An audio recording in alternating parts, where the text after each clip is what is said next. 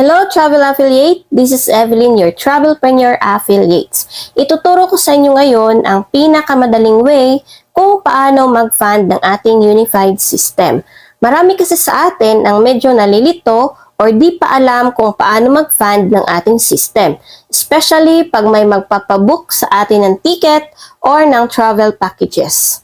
Simple lamang po ang ating gagawin and panoorin niyo itong short video na ipapakita ko sa inyo. And patapusin niyo po para magkaroon po tayo ng idea. Alright, so i-open lamang po natin ang ating mobile application sa Unified Products and Services.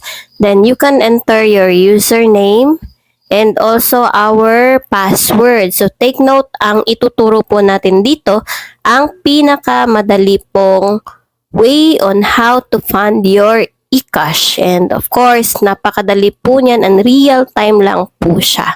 Okay, pag na-open na siya, yan po yung nakapaloob ng ating system.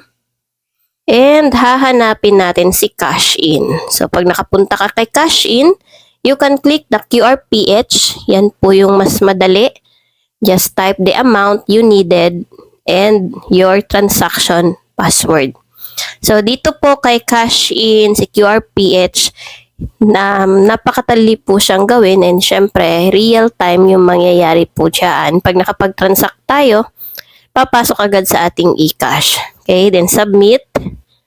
And pagkatapos nating mag-submit, makapag-generate na tayo ng ating QR code. So ayan siya. And syempre meron siyang charge na 35 pesos. Any amount po yan. You can download it and you can scan to your GCash or any bank account. So that's it. God bless po sa ating lahat. And thank you for watching.